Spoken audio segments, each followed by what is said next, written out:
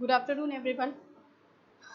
Uh, in water resources engineering, we have studied yesterday about the method of irrigation. So, method of irrigation में हम लोगों ने कुछ 7 method देखे थे.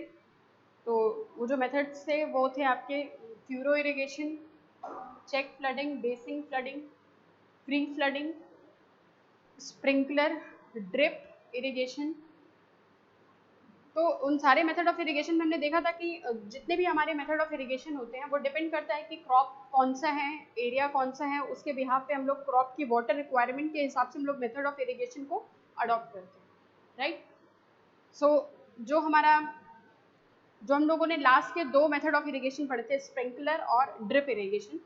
तो जो हमारा ड्रिप इरिगेशन होता है वो बहुत ही इफेक्टिव होता है, और जो उसमें स्प्रिंकलर और ड्रिप दोनों में ही जो वाटर का कंजम्पशन होता है वो कंपैरेटिवली कम होता है in comparison to free flooding, check flooding, basin और जो भी हैं हमारे मेथड्स में. ठीक है. तो जो हमारे स्प्रिंकलर और ड्रिप हैं वो हमारी नई टेक्निक है, और उनके बेसिस जो है हम लोग ज़्यादातर जो हमारे क्रॉप्स होते हैं उनको उनकी वाटर रिक्वायरमेंट को फुलफिल करने के लिए हम लोग ये जो 2 मेथड्स हैं इनका यूज़ कर सकते हैं. लेकिन वो जो हमारे जैसे कि क्लोज ग्रोइंग क्रॉप है लाइक राइस है, तो इनमें क्या होता है कि बहुत ज़्यादा वाटर रिक्वायरमेंट होती है, और ड्रिप इरिगेशन में हम लोग क्या करते हैं कि जो हमारा पाइप होता है उस पाइप के नेटवर्किंग के थ्रू हम लोग जो रूट जोन होता है उस रूट जोन में पानी को फिल करते हैं. ठीक है. तो फिर हम लोग ऐसे कंडीशन में क्या है कि जो ड्रिप इरिगेशन से हम लोग राइस जो कि हमारे क्लोज ग्रोइंग क्रॉप हैं या पैडी क्रॉप्स को पानी जो है वो उतना प्रोवाइड नहीं कर सकते. वो बहुत ही बूंद बूंद करके पानी जो है वो हमारा रूट जोन में जाता है और रूट जोन से ट्रांसफर होता है वाटर. ठीक है. इसी तरीके से स्प्रिंकलर में हम लोगों ने ये देखा था कि एक हमारा नेटवर्किंग उसमें भी पाइप की होती है, एक वर्टिकल पाइप होती है और उसके टॉप पे एक नोजल होता है. तो वो जो नोजल होता है उस नोजल पे परफोरेशंस बने होते हैं, और वो क्या करता है जो भी उसका डोमेन होता है उस डोमेन में वो वाटर को स्प्रे के फॉर्म में वाटर जो है उस लैंड में प्रोवाइड करता है. ठीक है. तो इन दोनों में ही क्या है कि जो अमाउंट ऑफ वाटर का कंजम्पशन है वो बहुत ही कम है in comparison to free, check flooding, basin flooding, furrow irrigation के कंपैरिजन में. ठीक है. तो आज हमें क्या पढ़ना है, आज हम ये देखेंगे कि जो हमारी क्रॉप है उस क्रॉप की वाटर रिक्वायरमेंट है. ठीक है. तो आज का टॉपिक है हमारा कि water requirement of crop, water requirements of crop. ठीक है.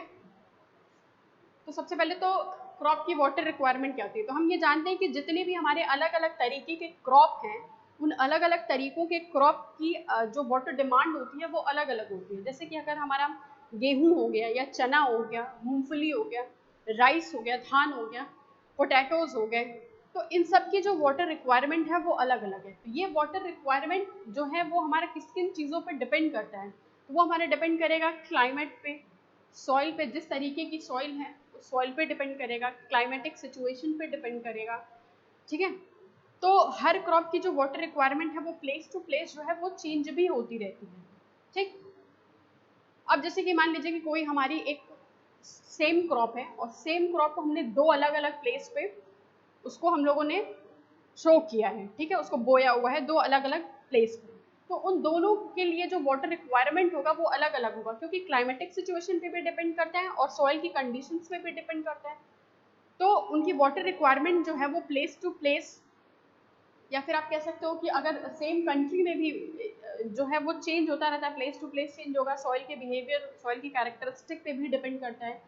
तो जो हमारी वाटर रिक्वायरमेंट होती है क्रॉप की, तो क्रॉप के नरिशमेंट के लिए हमको वाटर रिक्वायरमेंट जो है उसको हमें उतना sufficient amount of water provide करना है जिसमें वो जो है बिल्कुल नरिश्ड हो जाए. ठीक. और मैक्सिमम अमाउंट में हमें प्रोडक्शन जो है वो मिल सके.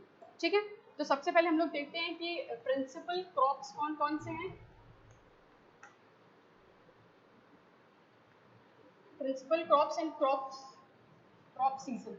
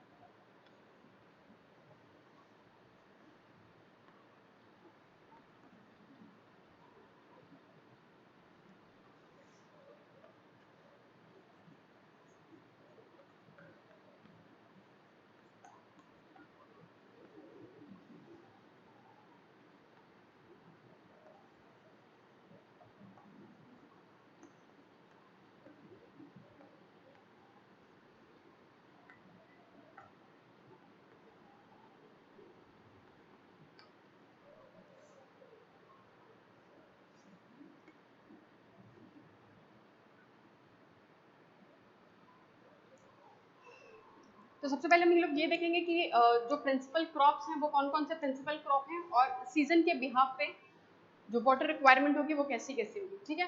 तो सबसे पहले हमारा प्रिंसिपल क्रॉप्स के 3 क्लासिफिकेशन है। एक तो है हमारा जो एग्रीकल्चरल क्रॉप हो गया, ठीक। तो first one is agricultural crop. Second classification is based on crop season, crop season के आधार पे जो उसका क्लासिफिकेशन है वो हो गया। और थर्ड है जो हमारा इरिगेशन की रिक्वायरमेंट है उसके बिहाफ पे जो उसका क्लासीफाई करेंगे वो, ठीक है। तो हमारे 3 तरीके के क्लासिफिकेशन, ठीक। तो सबसे पहला तो आता है हमारा एग्रीकल्चरल क्रॉप। तो एग्रीकल्चरल क्रॉप में सबसे पहले है हमारा फील्ड क्रॉप, फील्ड क्रॉप, ठीक। फील्ड क्रॉप का मतलब जो भी हम लोग फील्ड में क्रॉपिंग करते हैं, लाइक जैसे हमारा मेज हो गया, राइस हो गया, बीट हो गया, ग्राम्स हो गए, चना, दाल, सरसों, ठीक है। तो ये सारे जो हैं वो हमारे क्या है, फील्ड क्रॉप है, ठीक। फील्ड क्रॉप हो गया सबसे पहले। उसके बाद से आता है हमारा commercial crop, commercial crop. Commercial crop का मतलब ये हो गया जिसका हम लोग उत्पादन जो है कॉमर्शियलाइजेशन पॉइंट ऑफ व्यू से करते हैं, ठीक। जैसे कि हमारा क्या हो गया, टोबैको हो गया, ठीक, टोबैको हो गया, शुगर केन हो गया, कॉटन हो गया, जूट हो गया, ये सारे के सारे जो है वो हमारे कॉमर्शियल टाइप ऑफ क्रॉप है, ठीक है। थर्ड आता है हमारा oil seed crop, oil seed crop, ठीक है। तो ऑयल सीड में जैसे कि हमारा ग्राउंडनट हो गया, ठीक, जो भी हमारा ऑयल का प्रोडक्शन करता है, तो ग्राउंडनट हो गया या फिर सनफ्लावर हो गया या फिर जो है हमारा जिसको सीशम हो गया, ठीक है। तो ये सारे जो है वो हमारे क्या होते हैं, ऑयल सीड क्रॉप होते हैं, ठीक। नेक्स्ट जो है वो हमारा हॉर्टिकल्चर क्रॉप, हॉर्टिकल्चर क्रॉप, ठीक है। तो हॉर्टिकल्चर में क्या क्या आता है, जैसे हमारा फ्रूट हो गया या वेजिटेबल्स हो गए, ठीक है। तो ये सब जो हॉर्टिकल्चर में आएगा, ठीक। एंड लास्ट है हमारा जैसे मान लीजिए मिसलिनियस क्रॉप, मिसलिनियस क्रॉप, ठीक है। मिसलिनियस क्रॉप में क्या क्या आएगा, तो मिसलिनियस क्रॉप में जैसे कि मान लीजिए जो भी हमारे जिन अनाजों का उत्पादन, का उत्पादन हम लोग करते हैं, जो जो भी हमारे प्रोडक्ट्स होते हैं वो मेडिसिनल पॉइंट ऑफ व्यू से करते हैं। जैसे मान लीजिए उसका उत्पादन हम लोग किस लिए कर रहे हैं, जो दवाइयाँ हैं उनको बनाने के लिए उसका उत्पादन करेंगे, ठीक। मेडिसिनल क्रॉप जो होंगे वो मिसलिनियस क्रॉप में आएंगे, ठीक है।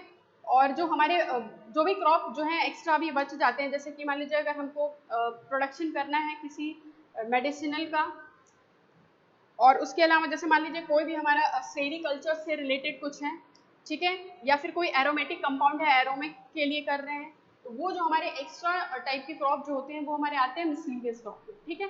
तो जो हम लोग एग्रीकल्चरल क्रॉप है, उस एग्रीकल्चरल क्रॉप में कई तरीके के क्रॉप हैं हमारे पास, जैसे कि field crop, commercial, oil seed, horticulture और मिसलीनियस क्रॉप, ठीक।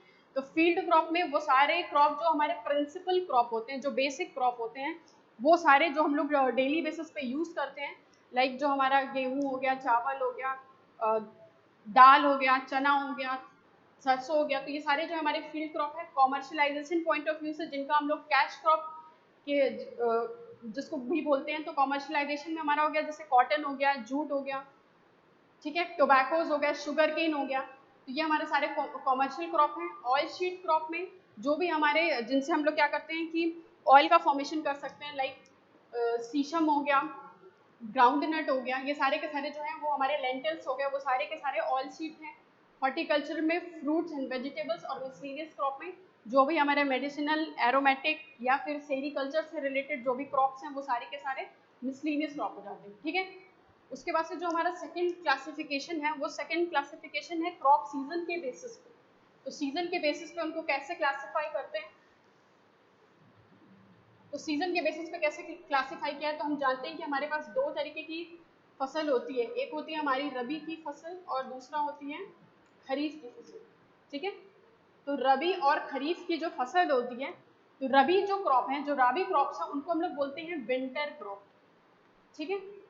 ये जो है हमारे क्रॉप, उनका दूसरा नाम है विंटर क्रॉप। और खरीफ की जो फसल है उसको हम लोग बोलते हैं समर क्रॉप, ठीक। तो ये हमारे रबी क्रॉप और ये जो है हमारे खरीफ की फसल, समर क्रॉप और विंटर क्रॉप, ठीक। जो रबी का टाइम होता है वो टाइम होता है हमारा अक्टूबर से मार्च, अक्टूबर से मार्च, ठीक है। अक्टूबर से मार्च तक का जो टाइम है वो रबी की फसल के लिए यानी विंटर क्रॉप के लिए है, और जो खरीफ की फसल है वो जून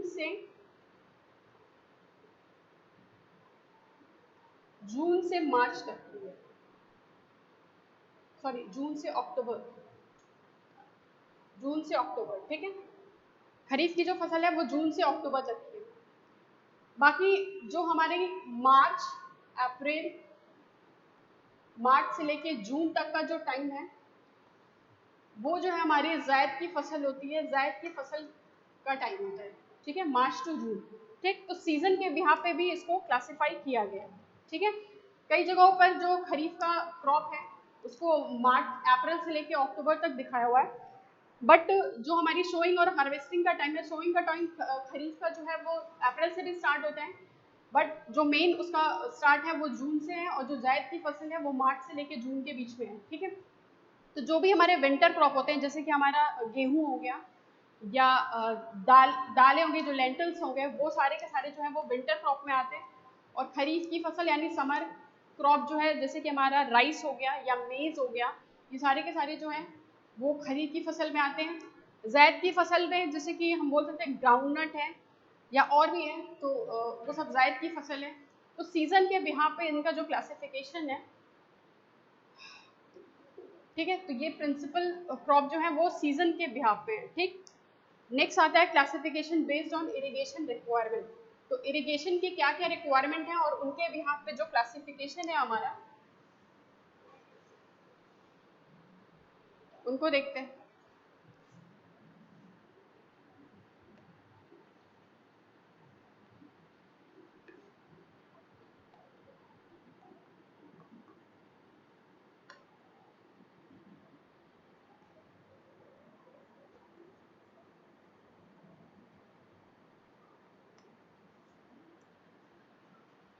तो जो हमारे इरिगेशन रिक्वायरमेंट के बिहाफ पे जो है वो हमारे तीन तरीके की क्रॉप होती है, एक होती है ड्राई क्रॉप, दूसरा है वेट क्रॉप और तीसरा है गार्डन क्रॉप, ठीक। तो ड्राई क्रॉप का मतलब ये हो गया कि ऐसा जो क्रॉप जिसको हमको एक्स्ट्रा इरिगेशन वाटर जो है वो देने की जरूरत नहीं है, मतलब जो नेचुरल रेनफॉल से ही वो अपने आप को नरिश कर लेगा, वो जो होगा वो हमारा होगा ड्राई क्रॉप, ठीक। वेट क्रॉप का मतलब ये होगा जिसके लिए हमको एडिशनल अमाउंट ऑफ वाटर जो है वो सप्लाई करना पड़ेगा, यानी इरिगेशन, क्योंकि इरिगेशन है ही क्या कि जो हमारा आर्टिफिशियल सप्लाई ऑफ वाटर होता है वही होता है इरिगेशन, ठीक। तो ड्राई क्रॉप में हमको कोई एडिशनल इरिगेटेड वाटर जो है वो सप्लाई नहीं करना है, वो जो रेनफॉल होगा उस रेनफॉल से ही वो सफिशिएंट अमाउंट ऑफ वाटर ले लेगा और उससे ही वो नरिश्ड हो जाएगा, तो वो हमारे ड्राई क्रॉप होंगे, ठीक। वेट क्रॉप में हमें क्या करना है, एडिशनल अमाउंट ऑफ वाटर जो है वो सप्लाई, मतलब रेनफॉल का पानी तो आ ही रहा है, उसके अलावा हमको कुछ एडिशनल अमाउंट ऑफ वाटर भी जो है वो सप्लाई करना है। और जो हमारे गार्डन क्रॉप होते हैं, गार्डन क्रॉप जो होते हैं उनको एक थ्रू आउट द ईयर हमको पानी जो है उसको एक्स्ट्रा इरिगेटेड वाटर जो है वो पूरे साल हमको जो है वो देना पड़ेगा, ठीक। तो वो हो जाते हैं हमारे गार्डन क्रॉप, ठीक है। तो इरिगेशन रिक्वायरमेंट के बिहाफ पे हमारे तीन क्रॉप हैं, dry, wet and garden crop, ठीक। तो सबसे पहले हम लोगों ने देखा था क्या, एग्रीकल्चरल के बेसिस पे, दूसरा देखा हम लोगों ने सीजन के बेसिस पे, और तीसरा देखा जो इरिगेशन रिक्वायरमेंट के बेसिस पे, ठीक है।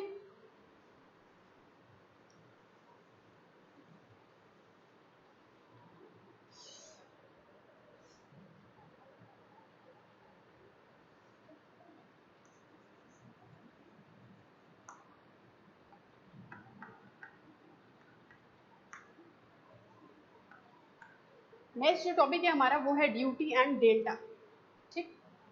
ड्यूटी को हम लोग रिप्रेजेंट करते हैं डी से, राइट, और डेल्टा को रिप्रेजेंट करते हैं, डेल्टा सिंबल का यूज करते हैं डेल्टा रिप्रेजेंट करने के लिए, ठीक है। तो ड्यूटी, तो सबसे पहले ड्यूटी क्या है और डेल्टा क्या है। तो सबसे पहले हम लोग एक एग्रीकल्चरल लैंड ले लेंगे सपोज, ठीक है। ये एग्रीकल्चरल लैंड है हमारा डी हेक्टेयर का सपोज,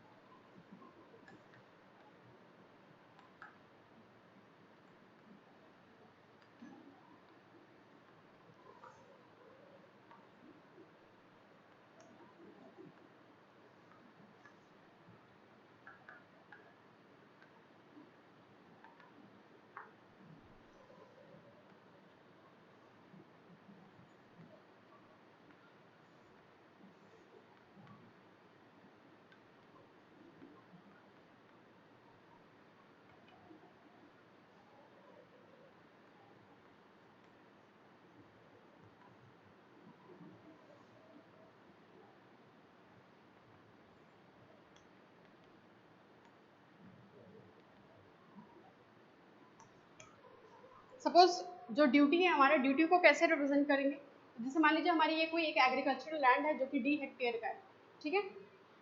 तो जितना भी एरिया हमको इसको इरिगेट करना है, तो इस पूरे एरिया को इरिगेट करने के लिए जितना भी क्वांटिटी ऑफ वाटर हमें चाहिए होगा, ठीक, D हेक्टेयर की लैंड को जितना भी क्वांटिटी ऑफ वाटर चाहिए होगा इरिगेट करने के लिए, उसको हम लोग बोलेंगे उस फील्ड के लिए उसकी वो ड्यूटी होगी, ठीक। तो ड्यूटी को रिप्रेजेंट करते हैं D से और इसका यूनिट होता है हेक्टेयर पर क्यूबिक, ठीक है। यानी जितने भी लैंड होगा, जो भी हमारा एरिया होगा, उस एरिया में जितना अमाउंट ऑफ वाटर हमें देना होगा, तो हम लोग जो हमारा डिस्चार्ज होता है, जितना भी क्वांटिटी ऑफ वाटर है उसको हम लोग मेजर करते हैं क्यूबिक में, और जितने भी एरिया में देंगे, ठीक है। तो जितने भी एरिया में हमको जितना भी अमाउंट ऑफ वाटर चाहिए, जितना भी क्वांटिटी ऑफ वाटर चाहिए उस लैंड को इरिगेट करने के लिए, वही उस लैंड की ड्यूटी हो जाएगी, ठीक है। तो ड्यूटी बेसिकली प्रेजेंट क्या करता है, ड्यूटी जो है वो हमारा irrigation capacity of unit of water को रिप्रेजेंट करता है, ठीक। जितना भी हमारा एरिया, तो ये एक तरीके का रिलेशन है, रिलेशन किसके किसके बीच में है, रिलेशन है हमारा एरिया और जो भी हमको इरिगेट करना है, जो भी क्रॉप है, जो उस एरिया में जो भी हमारा क्रॉप होगा उसको इरिगेट करेंगे, जितना भी क्वांटिटी ऑफ वाटर नीडेड होगा उसके इरिगेशन के लिए, उसके नरिशमेंट के लिए, वही उस फील्ड की ड्यूटी हो जाएगी, ठीक है। तो जैसे मान लीजिए कि हमारा कोई एक लैंड है और वो लैंड हमारा सपोज 5100 हेक्टेयर का है, राइट। तो 5100 हेक्टेयर की लैंड है और उसको हम लोग उसमें 3 क्यूबिक वाटर जो है वो सप्लाई कर रहे हैं, ठीक है। 3 क्यूबिक वाटर हमने उसमें सप्लाई किया, ठीक। तो जो इसकी ड्यूटी हो जाएगी उस फील्ड की, यानी कि 51 हेक्टेयर फील्ड है और उसमें हमने 3 क्यूबिक वाटर उसके through out the base period हमने उतना पानी जो है उसमें दिया, ठीक। तो उसकी ड्यूटी क्या होगी, तो जितना भी लैंड कितना है 5100 हेक्टेयर और हमने कितना वाटर सप्लाई किया 3 क्यूबिक, तो इतना जो होगा वही उसकी जो है वो ड्यूटी हो जाएगी, ठीक है। तो इसकी ड्यूटी आ जाएगी लगभग हमारी 1700 हेक्टेयर पर क्यूबिक, ठीक। यानी कि 5100 हेक्टेयर के लिए हमारी जो ड्यूटी आ गई वो आ गई हमारी 1700 हेक्टेयर पर क्यूबिक, राइट। तो ये जो है वो क्या बताता है, बेसिकली ड्यूटी क्या रिप्रेजेंट कर रहा है, ड्यूटी रिप्रेजेंट यही करता है कि जितना भी हमारा लैंड होगा उस लैंड के लिए जितना भी, जैसे उस जो भी एरिया हमको इरिगेट करना है उस इरिगेट एरिया के लिए हमें कितना अमाउंट ऑफ वाटर जो है वो चाहिए, ठीक। मेजरमेंट करने की जो हमारी यूनिट है वो क्या है, हेक्टेयर पर क्यूबिक, राइट। इस चीज को हमें ध्यान रखना है, ड्यूटी का जो यूनिट है। नेक्स्ट जो है हमारा डेल्टा, डेल्टा को हम लोग रिप्रेजेंट करते हैं, सिंबल यूज करते हैं डेल्टा ही, ठीक है। तो डेल्टा क्या होता है, जितना भी डेप्थ ऑफ वाटर हम सप्लाई कर रहे हैं उस फील्ड के लिए, total depth of water required by a crop during the entire period of the crop,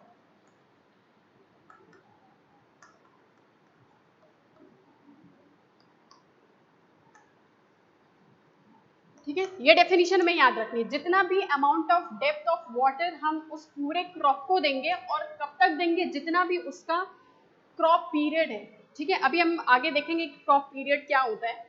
मतलब क्रॉप पीरियड का मतलब ये हो गया कि जितने टाइम तक वो क्रॉप उसमें रहेगा उतने टाइम तक हमें जितना भी अमाउंट, जितना भी हमें डेप्थ ऑफ वाटर देना है उसी को हम लोग बोलेंगे डेल्टा, ठीक है। डेल्टा जो है उसको डेल्टा सिंबल से रिप्रेजेंट करते हैं, यूनिट जो है वो हमारी मीटर और सेंटीमीटर जो भी हम ले मीटर में होती है, ठीक। Delta, delta is depth of water, right. तो एक इसका भी एग्जांपल लेते हैं, जैसे मान लीजिए कि कोई एक क्रॉप है, इफ अ क्रॉप है, मान लीजिए इसको चाहिए हमें 12 वाटरिंग देनी है हमको, ठीक है। 12 वाटरिंग देनी है at a time interval of 10 days, at a time interval of 10 days, and जो वाटर डेप्थ है, एंड वाटर डेप्थ जो है, वाटर डेप्थ इज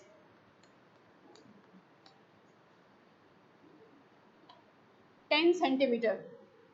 तो इस क्रॉप का जो डेल्टा होगा, जैसे कि हमने क्या बताया कि डेल्टा क्या है, डेप्थ ऑफ वाटर है, ठीक, जो भी हम उस क्रॉप को जितना भी डेप्थ ऑफ वाटर दे रहे हैं वही हमारा डेल्टा है।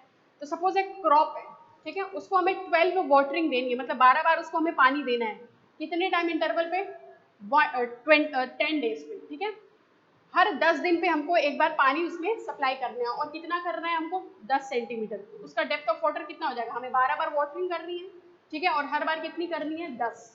यानी कि टोटल जो डेप्थ आ जाएगी वो 120 सेंटीमीटर आ जाएगी उसके पूरे बेस पीरियड में, ठीक है। अब बेस पीरियड क्या होगा उसका?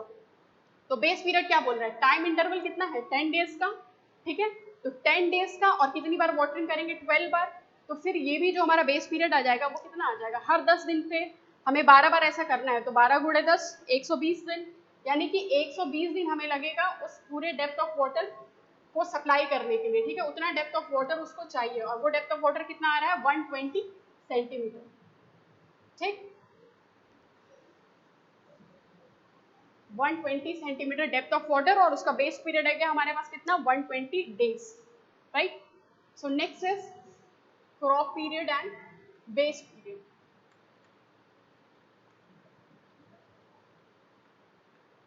Crop period and base period, बहुत ही स्लाइट डिफरेंस है कि क्रॉप पीरियड क्या होता है और बेस पीरियड क्या होता है।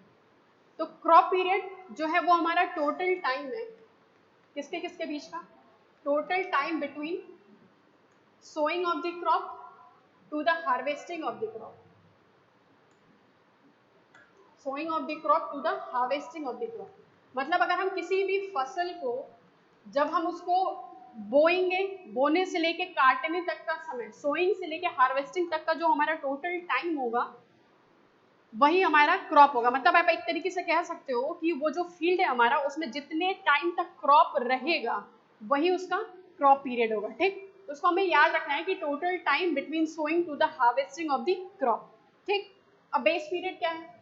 तो क्या होता है कि जब भी हम लोग किसी भी क्रॉप को बोते हैं किसी एग्रीकल्चरल लैंड में, जब हम लोग उसकी सोइंग करेंगे उससे पहले हम लोग क्या करते हैं? लैंड प्रिपरेशन करते हैं, ठीक है। लैंड प्रिपरेशन कैसे करेंगे? जैसे मान लीजिए कि उसके पहले ऑलरेडी एक क्रॉप जो है वो उसमें ऑलरेडी उसमें जो है एक क्रॉप को बोया जा चुका है, उसकी कटाई की जा चुकी है, तो जो कंडीशन होती है सॉइल की वो उतनी सूटेबल नहीं होती है कि वो अभी तुरंत ही एक नए क्रॉप को नरिशमेंट दे सके उतनी ही इंटेंसिटी के साथ, ठीक। तो क्या होता है, कुछ टाइम तक हम लोग उसकी लैंड प्रिपरेशन करते हैं। तो लैंड प्रिपरेशन के लिए जो भी हमारी होंगे, जैसे कि मान लीजिए उसकी खुदाई करना, उसमें एडिशनल पानी देना, तो वो सब करके हम लोग लैंड प्रिपरेशन करेंगे। तो लैंड प्रिपरेशन से लेके, ठीक, जो हार्वेस्टिंग हम करते हैं, तो हार्वेस्टिंग से पहले जब हम लास्ट टाइम तक उसको पानी देते हैं, वो जो हमारा टाइम पीरियड होगा वो हो जाएगा हमारा बेस पीरियड, ठीक। तो बेस पीरियड की डेफिनेशन अगर देखें तो क्या होगा?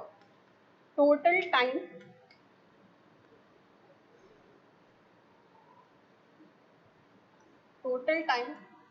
For the watering done from land preparation to the last watering done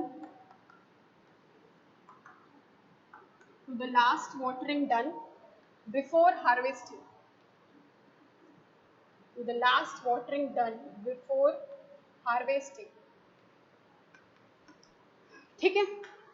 ये दोनों में स्लाइट डिफरेंस है, बोने से लेके काटने तक का समय इस क्रॉप पीरियड, और बेस पीरियड क्या है? जब हम फर्स्ट वाटरिंग करेंगे लैंड प्रिपरेशन से पहले, और लास्ट वाटरिंग करेंगे जब हम हार्वेस्टिंग करेंगे उसके पहले तक का जो टाइम होगा वो हमारा बेस पीरियड होगा, ठीक है।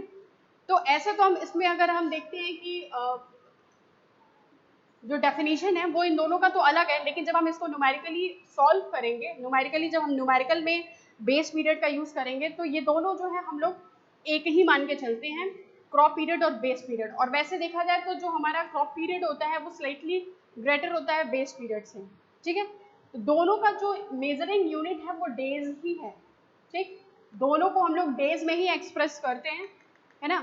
और जो हम अगर कैलकुलेशन करेंगे आगे, तो कैलकुलेशन के लिए हम क्या करेंगे? दोनों को एक बराबर ही मान के चलेंगे, ठीक है। उसमें हमें अलग अलग नहीं करना है, क्रॉप पीरियड और बेस पीरियड सेम मान के ही हमको उसका जो है न्यूमेरिकल हम सॉल्व करेंगे जब, तो दोनों को सेम मान के ही करना है, ठीक है।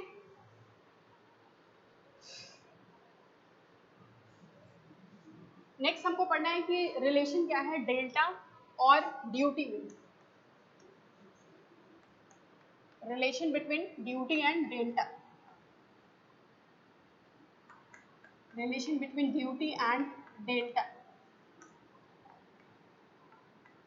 तो सबसे पहले तो कुछ ये सबसे इम्पोर्टेंट रिलेशन है।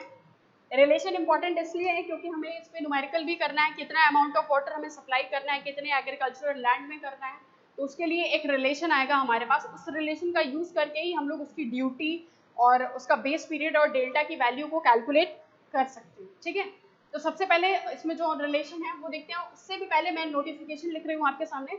नोटिफिकेशन जो भी हमारा डी है, डेल्टा है, उसको क्या क्या उनकी मेजरिंग यूनिट है, ताकि आगे जो है हमको कन्वर्जन में कोई भी दिक्कत ना हो और वो बिल्कुल क्लियर रहना चाहिए कि किस किस यूनिट में हमको लेना है, ठीक है। तो सबसे पहले जो डी हमारी ड्यूटी है, ड्यूटी को हमें किस में मेजर करना है, हम हेक्टेयर पर क्यूबिक, ड्यूटी इन हेक्टेयर पर क्यूबिक, ठीक है। डेल्टा, डेल्टा क्या है हमारा, depth of water, depth of water, इसकी मेजरिंग यूनिट क्या लेके चलेंगे, मीटर, ठीक है। और बी जो है वो है क्या हमारा, base period, B is base period, और इसको किस में लेके चलेंगे, डेज में, ठीक है, डेज में काउंट करेंगे इसको, ठीक। यही तीन हमारे सिंबल्स हैं जिनको यूज करेंगे इसमें। अब हम ये देखते हैं कि कैसे इनके बीच का रिलेशन हमें फाइंड आउट करना है। तो सबसे पहले हम इसके लिए एक कंडीशन बना रहे हैं, तो दो इक्वेशन बनेंगे, उन दोनों इक्वेशन की हेल्प से हम लोग रिलेशन को फाइंड आउट करेंगे, ठीक है। तो सबसे पहला रिलेशन है,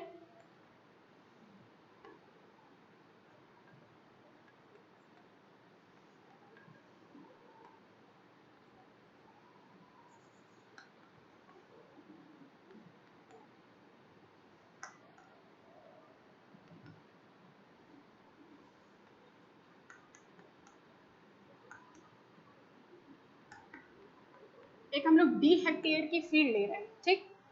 डी हेक्टेयर की फील्ड लेते हैं और उसमें हम लोग क्या करते हैं, वाटर को सप्लाई करते हैं उस फील्ड में up to a depth of delta metre, ठीक है, up to a depth of delta metre.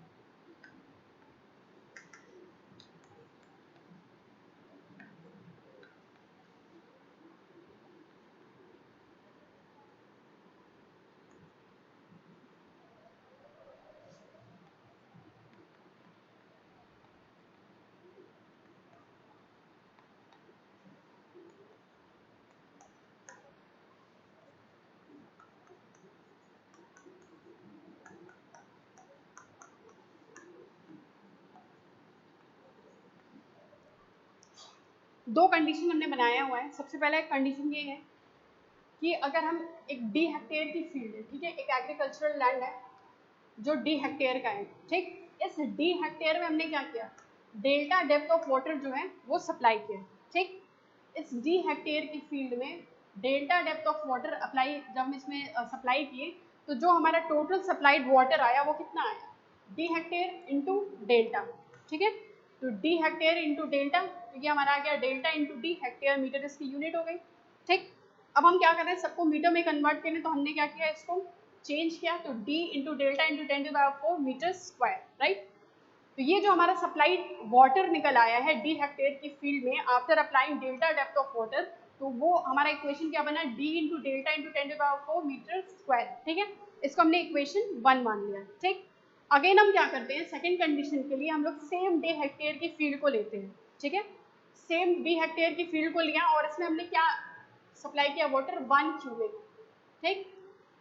क्योंकि जो हमारी ड्यूटी होती है वो क्या होती है, irrigating capacity of unit of water, तो 1 क्यूमेक पानी हमने क्या किया, इस डी हेक्टेयर की फील्ड में सप्लाई किया, ठीक। तो और कब तक सप्लाई किया, जब तक कि उसका बेस पीरियड है। तो बेस पीरियड हमने मान लिया क्या है, बी डेज का है, ठीक। तो जो हमारा टोटल सप्लाइड वाटर आ गया वो कितना आ गया, 1 क्यूमेक वाटर। 1 क्यूमेक वाटर हमने टोटल बी डेज में सप्लाई किया, तो 1 इंटू बी, ठीक। क्योंकि ये जो हमारा बी है वो डेज में है, तो इस डेज को हमने चेंज किया हुआ है, तो 24 इंटू 60 क्रॉस 60 ये हमारा चेंज कर लिया, और उसके बाद से ये मीटर क्यूब में सारी वैल्यूज को ले लिया। ये जो हमारा है वो टोटल सप्लाई ऑफ वाटर है, ठीक। तो ये इसको हमने इक्वेशन 1 मान लिया, इसको हमने इक्वेशन 2 मान लिया है, ठीक। तो ये जो दोनों है वो क्या हमारा बताता है कि टोटल सप्लाइड वाटर जो है वो दोनों के लिए क्या क्या है। अब जैसे कि क्या है, दोनों हमने सप्लाई ऑफ वाटर निकाला है, तो अभी हम क्या करेंगे, इन दोनों इक्वेशन को इक्वेट करेंगे, और इक्वेट करके हम रिलेशन को निकालते हैं। तो जैसे यहाँ पर इक्वेशन क्या आया है, D into delta into 10⁴ is equal to, ये क्या है, B 1 into B into 24 cross 60, ठीक है। अगर हम यहाँ से डेल्टा की वैल्यू निकालें, तो डेल्टा की वैल्यू क्या आ जाएगी, b into 24 into 60 cross 60 divided by d into 10⁴। इसको सिंप्लीफाई करेंगे तो जो हमारी डेल्टा की वैल्यू आ जाएगी वो आ जाएगी 8.64 b by D, 8.64 b by D, क्योंकि डेल्टा की यूनिट मीटर है तो ये हमारी वैल्यू जो है वो मीटर में आ गई, ठीक है। तो हमने क्या किया, सबसे पहले टोटल वाटर सप्लाइड निकाला डी हेक्टेयर की फील्ड में, ठीक। दोनों इक्वेशन, दो कंडीशन से दो इक्वेशन निकाले, उन दोनों इक्वेशन को इक्वेट किया। इक्वेट करने के बाद हमने जो रिलेशन निकाला वो डेल्टा बी और डी में एक रिलेशन निकाला, और सिंप्लीफाई करने के बाद रिलेशन क्या आया, delta is equal to 8.64 B by D, ठीक है। डेल्टा है, डेल्टा क्या है हमारा, डेप्थ ऑफ वाटर, और इसका मेजरिंग यूनिट क्या है, मीटर, ठीक। तो मीटर जो है उसकी यूनिट हो गई, बी जो है वो हमारा डेज में हो गया, और जो हमारा डेल्टा है वो किस में आ गया, हेक्टेयर पर क्यूमेक, ठीक है। इस बात का ध्यान रखना है, जब भी हम न्यूमेरिकल लगाएंगे तो हमको यूनिट्स का जो है वो ध्यान रखना पड़ेगा, कई बार हमको यूनिट चेंज भी करनी पड़ सकती है, ठीक। तो ये हो गया हमारा ड्यूटी और डेल्टा में रिलेशनशिप। ये रिलेशनशिप बहुत ही इंपॉर्टेंट है न्यूमेरिकल लगाने के पॉइंट ऑफ व्यू से। तो अभी जो है वो हम एक न्यूमेरिकल देखेंगे इस पर।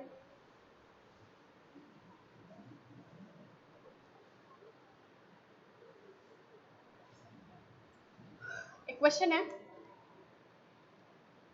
है find the delta for a crop, find the delta for a crop if the duty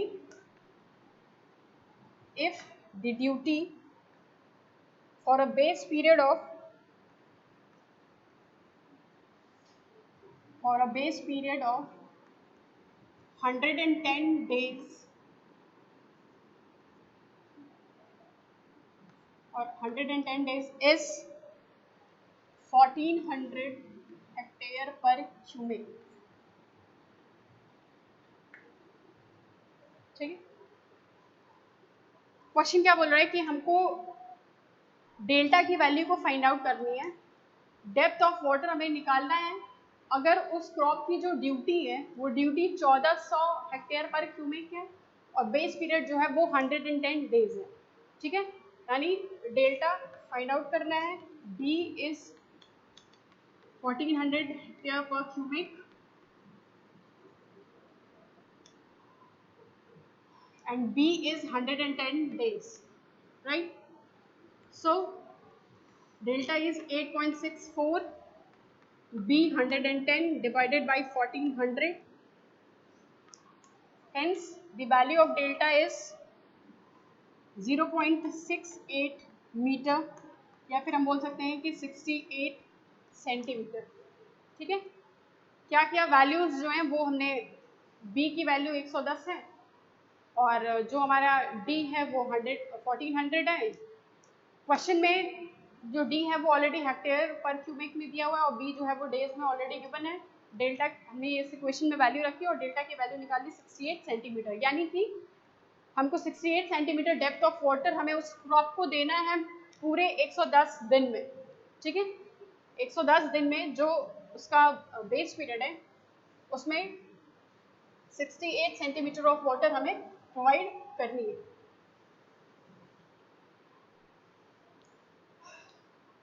next कुछ हमारे पास डेफिनेशंस हैं, वो देखना है।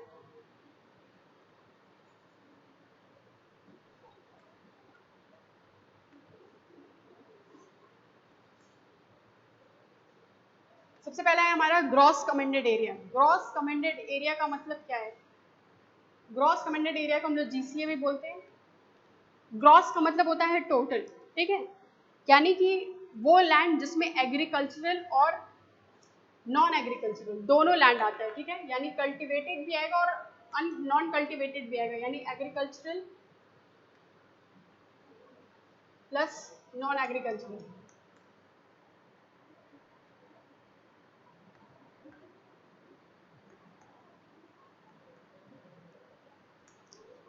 तो एग्रीकल्चरल लैंड में जहां पर हम लोग क्या कर सकते हैं, कल्टीवेशन कर सकते हैं, ठीक, वो सारे जो लैंड होंगे वो हमारे एग्रीकल्चरल लैंड में आएंगे। और नॉन एग्रीकल्चरल में जैसे हमारा बैरन लैंड भी हो गया, हैबिटेटेड एरिया भी हो गया, पार्क हो गया, स्कूल हो गया, वो सारे के सारे जो हैं वो नॉन कल्टिवेटेड एरिया में आएंगे, ठीक है। तो कल्टिवेटेड एरिया का मतलब जो खेती करने योग्य है, ठीक, और नॉन कल्टिवेटेड या अनकल्टिवेटेड नॉन एग्रीकल्चरल एरिया का मतलब जहाँ पर खेती नहीं की जा सकती, तो जो ऑलरेडी बिल्ट अप एरियाज हैं तो वहाँ पर तो हम कर नहीं सकते।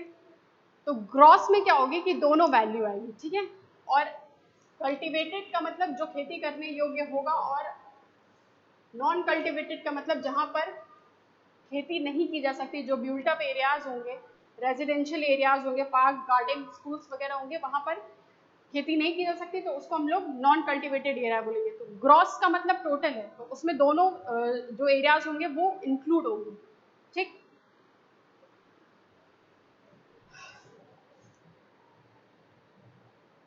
नेक्स्ट आता है हमारा intensity of irrigation. Intensity of irrigation,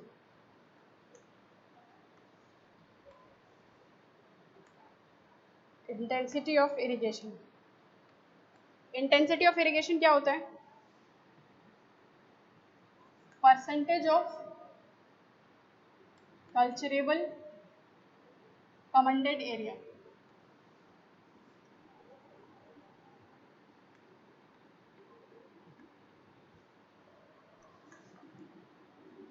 proposed to be irrigated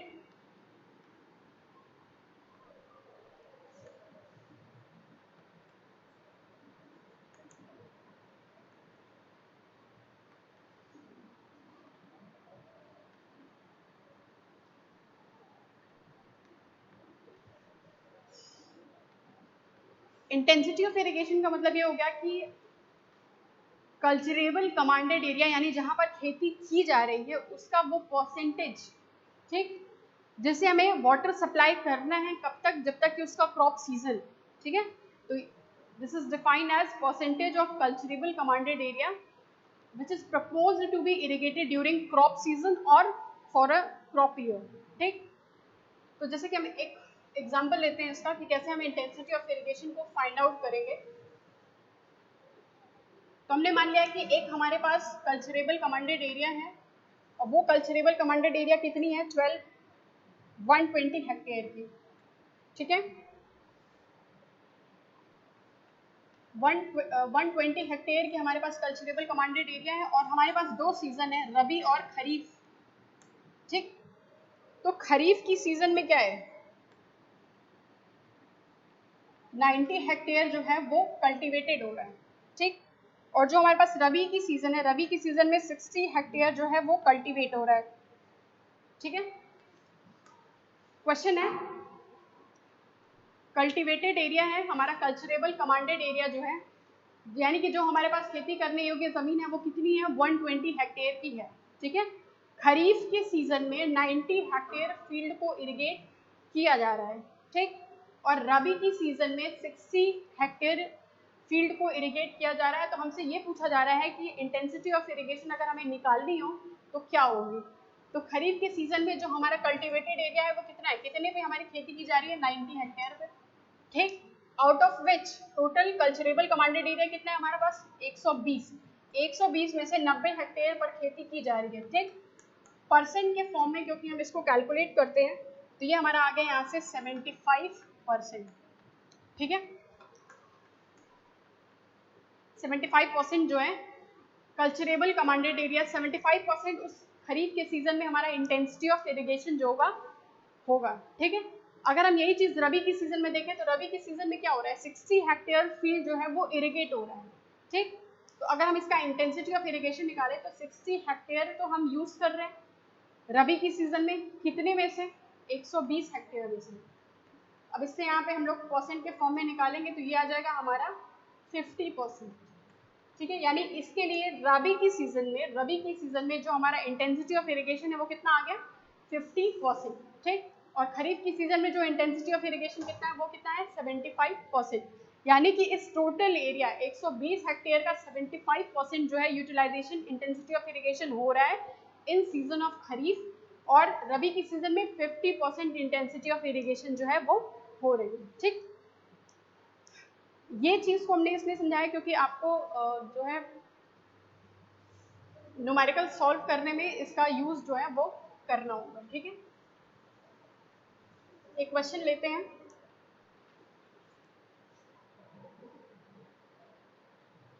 question है a water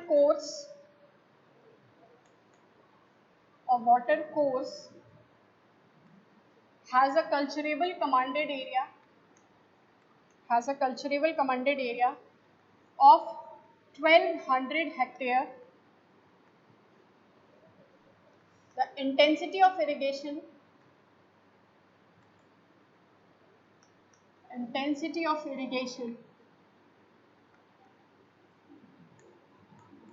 for crop A, intensity of irrigation for crop A is 40%,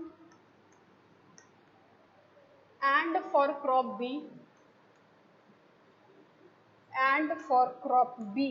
is 35%.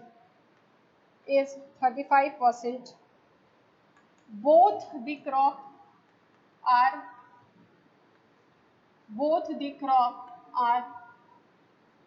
rabi crop.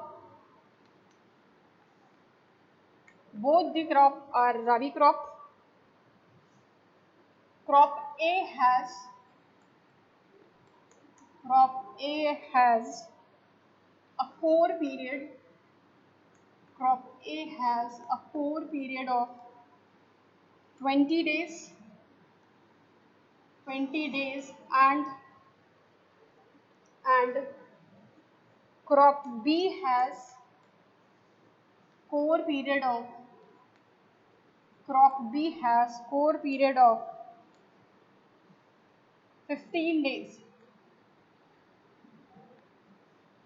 Calculate the discharge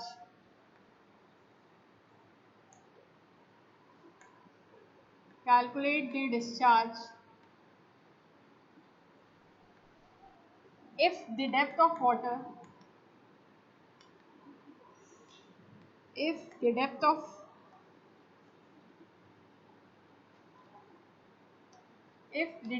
water for crop A is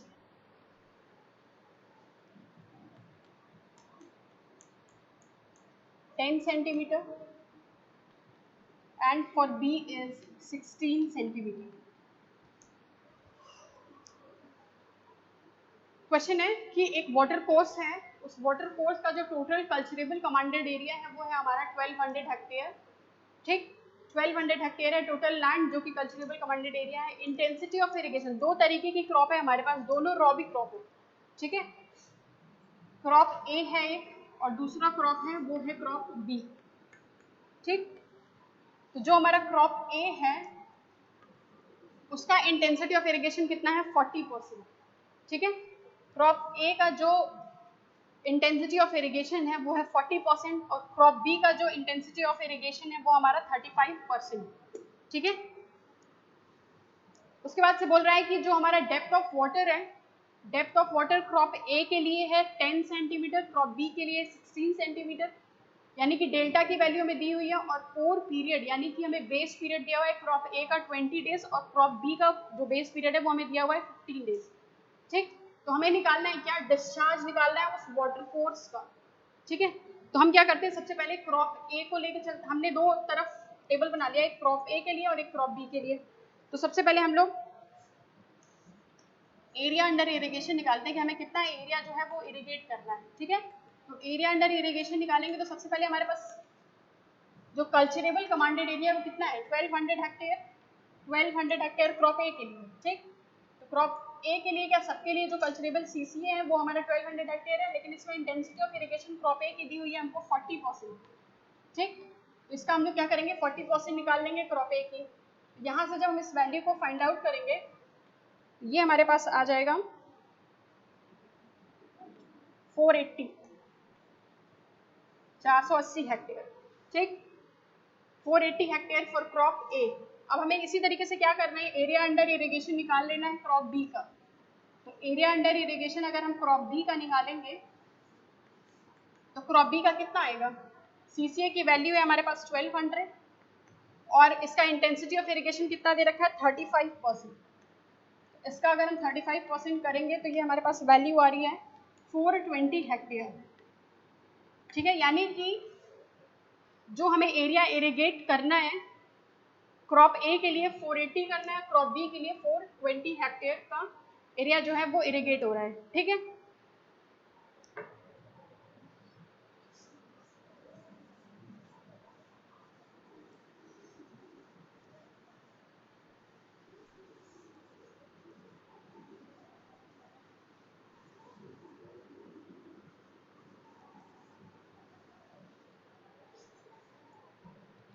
सबसे पहले हम लोग क्या करते हैं, duty निकालते हैं क्रॉप ए का और क्रॉप बी का, crop A and crop B. Duty निकाले, ड्यूटी का फॉर्मूला क्या है, 8.64 बी बाई डेल्टा। ठीक, यहाँ पर हमें क्या करनी है, वैल्यू रखनी है क्रॉप ए के लिए जो बेस पीरियड है वो बेस पीरियड है हमारा 20 डेज का, और जो डेल्टा है हमारे पास 10। ठीक, ये वैल्यू को अगर हम लोग कैलकुलेट करेंगे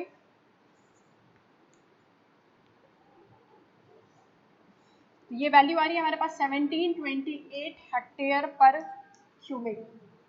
राइट, अब इसी तरीके से अगर हम लोग ड्यूटी निकालेंगे क्रॉप बी का, सेम फॉर्मूले से हम लोग क्या करेंगे, वैल्यू को पुट करेंगे, बी की वैल्यू जो है हमें क्वेश्चन में दे रखा है 15 डेज।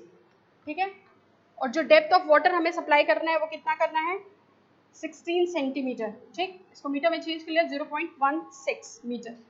ठीक, इसको कैलकुलेट करेंगे, हमारे पास वैल्यू आएगी 810 हेक्टेयर पर क्यूबिक। ठीक, अब हमें निकालना क्या है, डिस्चार्ज की वैल्यू को कैलकुलेट करना है। ठीक है, डिस्चार्ज निकालेंगे तो कितना हमें डिस्चार्ज रिक्वायर्ड है, तो जितना भी हमारा एरिया होगा, area under irrigation divided by duty. ठीक है, तो एरिया अंडर इरिगेशन हमने कितना निकाला था, 480, और ड्यूटी है जो हमारे पास आ गई है 1728।